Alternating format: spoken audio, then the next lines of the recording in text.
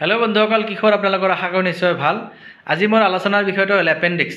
কাৰণ এই এপেণ্ডিক্সটো আজিকালি খুবেই এটা কমন বেমাৰ হৈ উঠিছে। মানুহে নজনাকৈ এই এপেণ্ডিক্স বা যাক আমি এপেণ্ডিচাইটিছ বুলিও কওঁ, এই এপেণ্ডিক্স বা এপেণ্ডিচাইটিছটো মানুহৰ শৰীৰত খুবেই দেখা দি আছে বা আজিকালি খুবেই এটা কমন বিষয় হৈ পৰিছে। তো বলক এই এপেণ্ডিক্স বা এপেণ্ডিচাইটিছটোনো কি বা ইয়াৰ কি লক্ষণ থাকে বা ইয়াক আমি কেনেকৈ ট্ৰিটমেণ্ট কৰিব পাৰোঁ, গোটেইখিনি কথা আলোচনা কৰিম আজি এই ভিডিঅ'টোৰ জৰিয়তে। গতিকে আপোনালোকে অলপ স্কিপ নকৰাকৈ ভিডিঅ'টো শেষলৈ চাই থাকিব।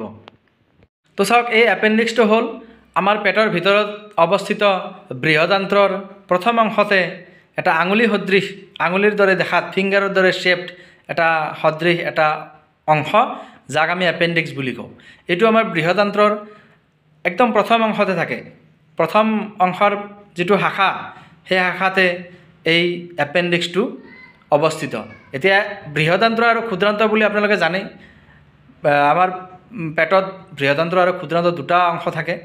এতিয়া বৃহদান্ত্ৰৰ প্ৰথম অংশতহে এই এপেণ্ডিক্সটো আঙুলি সদৃশ এটা অংশ থাকে, ইয়াকে আমি এপেণ্ডিক্স বুলি কওঁ। তো এই এপেণ্ডিক্সটো যেতিয়া আপোনাৰ ফুলি উঠে বা এই এপেণ্ডিক্সটো আপোনাৰ নৰ্মেল এপেণ্ডিক্সটোৱেই যেতিয়া আপোনাৰ ফুলি উঠে, ইনফেক্টেড হয় বা ইনফেকশ্যন হয় বা বিভিন্ন ধৰণৰ ভাইৰাছ বা বেক্টেৰিয়াৰ দ্বাৰা ইনফেক্টেড হৈ পেলাই ফুলি উঠে বা আপোনাৰ পেটৰ নাভিৰ ৰাইট চাইডে অলপ তল চাইডে যেতিয়া বিষ অনুভৱ হয় এই ইনফেকশ্যনৰ ফলত, তেতিয়াই আপুনি ধৰি ল'ব পাৰিব যে আপোনাৰ এইটো হয়তো এপেণ্ডিক্স বা এপেণ্ডিচাইটিছৰে লক্ষণ। আপোনাৰ হয়তো বা এপেণ্ডিক্স হৈছে বা এপেণ্ডিচাইটিছ হৈছে, আপুনি অনুমান কৰিব পাৰিব।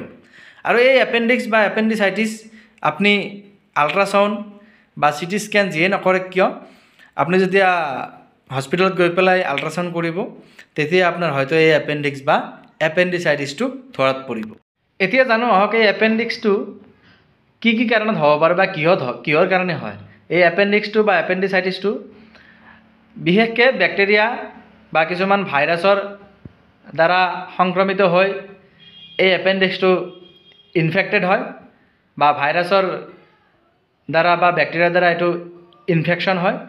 ইনফেকশ্যন হৈ পেলাইহে এই এপেণ্ডিক্সটো ফুলি উঠে, যাৰ ফলত আমি এই এপেণ্ডিক্স বা এপেণ্ডিচাইটিছ বেমাৰ হোৱাটো ধৰিব পাৰোঁ বা বেমাৰ হোৱা বুলি কওঁ। মেইন কাৰণ এইটোৱে, বৰ বিশেষ বেলেগ একো কাৰণ ক'ব নোৱাৰি। ভাইৰাছ বা বেক্টেৰিয়াৰ ইনফেকশ্যনৰ ফলত এপেণ্ডিক্সটো ফুলি উঠে বা ইনফেক্টেড হয়, যাৰ কাৰণে এই এপেণ্ডিক্সটো বা এপেণ্ডিচাইটিছ বেমাৰ হোৱা বুলি ক'ব পাৰি। তো ইয়াৰে কিছুমান লক্ষণ বুলি ক'লে আপোনাৰ মেইনটো বিষ আছেই। আপোনাৰ নাভিৰ সেইখিনি জেগা বিষাব বা নাভিৰ ৰাইট চাইডে তলফালে বিষ অনুভৱ হ'ব বা আপোনাৰ পেটৰ ভিতৰত অত্যাধিক গেছ উৎপন্ন হ'ব বা সেই গেছখিনি আপুনি পাছ কৰিব নোৱাৰিব। পাছ কৰাৰ কাৰণে যিটো বল লাগে, সেই বলখিনি দিওঁতে আপোনাৰ পেইন অনুভৱ হ'ব। তাৰপিছত আপোনাৰ ফিভাৰ, জ্বৰ হৈ যাব পাৰে। আপোনাৰ ভোক চোক নালাগিব পাৰে, আপোনাৰ ভোকটো কমি যাব পাৰে। তো এইবিলাকে কিছুমান লক্ষণ থাকে। মেইনলি বিষে অনুভৱ হ'ব আপোনাৰ নাভিৰ সেইখিনি জেগা বা গোটেই যিখিনি অংশ থাকে আপোনাৰ নাভিৰ ৰাইট চাইডৰ তলফালে যিখিনি, য'ত এপেণ্ডিক্স অৱস্থিত, সেইখিনি জেগাতে আপোনাৰ পেইনটো অনুভৱ হ'ব। তো এইখিনিয়ে লক্ষণ থাকে আপোনাৰ বেচিকেলি এপেণ্ডিক্স হ'লে। তো এতিয়া আমি জানো আহক, এই এপেণ্ডিক্সৰনো কিছুমান কমপ্লিকেশ্যনছ থাকে। কেনেকুৱা কমপ্লিকেশ্যনছ থাকে? তো বলক কমপ্লিকেশ্যনছবিলাক অলপ আলোচনা কৰোঁ। এই এপেণ্ডিক্স বা এপেণ্ডিচাইটিছটো যেতিয়া আপোনাৰ ধৰাত পৰে আল্ট্ৰাচাউণ্ডৰ জৰিয়তে বা চিটি স্কেনৰ জৰিয়তে, তেতিয়া আপোনাৰ এই এপেণ্ডিক্স বা এপেণ্ডিচাইটিছৰ যিটো পৰ্যায়, সেই পৰ্যায়টো গম পায়। আৰু যেতিয়া ডক্টৰে আপোনাক ক'ব এই এপেণ্ডিক্স বা এপেণ্ডিচাইটিছৰ পৰ্যায়টো আপোনাৰ ঠিকে ঠাকে আছে, আপুনি কেইদিনমান পিছত অপাৰেশ্যন কৰিলেও হ'ব, চাৰ্জাৰী কৰিলেও হ'ব বা এতিয়াই কৰি দিলেও ভাল হয়। কিন্তু আৰু এটা চিৰিয়াছ কণ্ডিশ্যন হ'ল, এই এপেণ্ডিক্স বা এপেণ্ডিচাইটিছটো ইনফেকশ্যন হৈ পেলাই এনেকুৱা এটা পৰ্যায় যেতিয়া হয় যে ই কেতিয়াবা বাৰ্ষ্ট হৈ যায়। যেতিয়া ই বাৰ্ষ্ট হৈ যায়, তেতিয়া ইয়াক বাৰ্ষ্ট এপেণ্ডিচাইটিছ বুলি কোৱা হয়। তো যেতিয়া এই বাৰ্ষ্ট এপেণ্ডিচাইটিছ হয়, তেতিয়া এই যিটো ইনফেকশ্যনটো, এই ইনফেকশ্যনটো গোটেই পেটতে সিঁচৰিত হৈ পৰে, হোল এবডমেনতে সিঁচৰিত হৈ পৰে। যেতিয়া নেকি পেচেণ্টটো যেতিয়া এই অৱস্থা হয়, তেতিয়া পেচেণ্টটো কেতিয়াবা মৃত্যুমুখতো পৰিব পাৰে। এইটো অত্যাধিক এটা চিৰিয়াছ কণ্ডিশ্যন এপেণ্ডিচাইটিছৰ। যদি ই বাৰ্ষ্ট হয়, তেতিয়াহ'লে ইমিডিয়েটলি ইয়াক চাৰ্জাৰী কৰিব লাগিব, ইমিডিয়েটলি ইয়াক অপাৰেশ্যন কৰিব লাগিব।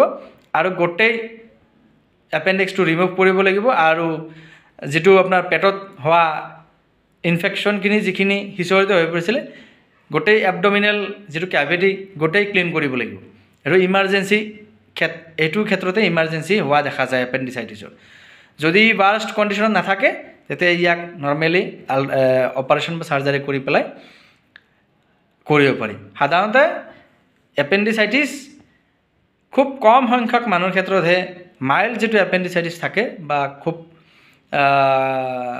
সামান্য এপেণ্ডিচাইটিছ যদি বা এপেণ্ডিক্স যদি ধৰাত পৰে তেতিয়া কিছুমান খুব কম সংখ্যক মানুহৰ ক্ষেত্ৰতহে এণ্টিবায়'টিক্সৰ জৰিয়তে ই ভাল হোৱা দেখা যায় কিন্তু মেক্সিমাম ক্ষেত্ৰতে এপেণ্ডিক্স বা এপেণ্ডিচাইটিছটো অকল চাৰ্জাৰীৰ জৰিয়তেহে ইয়াক ভাল কৰিব পাৰি অকল চাৰ্জাৰীৰ জৰিয়তেহে এই এপেণ্ডিক্স বা এপেণ্ডিচাইটিছটো ভাল হয় তো এই এপেণ্ডিক্সটো বৰ বিশেষ ইমান এটা জটিল বিষয় নহয় এপেণ্ডিক্সটো আমাৰ শৰীৰৰে লাৰ্জ ইণ্টেষ্টাইন যাক আমি বৃহদান্ত্ৰ বুলি কওঁ তাৰে এটা অংশ হিচাপে এই এপেণ্ডিক্সটো থাকে এই এপেণ্ডিক্সটো যেতিয়া ভাইৰাছ বা বেক্টেৰিয়াৰ দ্বাৰা ইনফেকশ্যন হয় তেতিয়া ই ফুলি উঠে বা ই ইনফেকশ্যন হয় যাৰ ফলত আমাৰ লোৱাৰ এবডমেন নাভিৰ ৰাইট ছাইডৰ অলপ তলফালে য'ত এপেণ্ডিক্স অৱস্থিত তাৰ পৰাই গোটেই পেইনটো আৰম্ভ হয় হৈ পেলাই আমাৰ পেইনটো কনষ্টেণ্টলি অবিৰতভাৱে পেইনটো আমাৰ অনুভৱ হৈ থাকে কেতিয়াবা এই ছিৰিয়াছ কণ্ডিশ্যনত গুচি যায়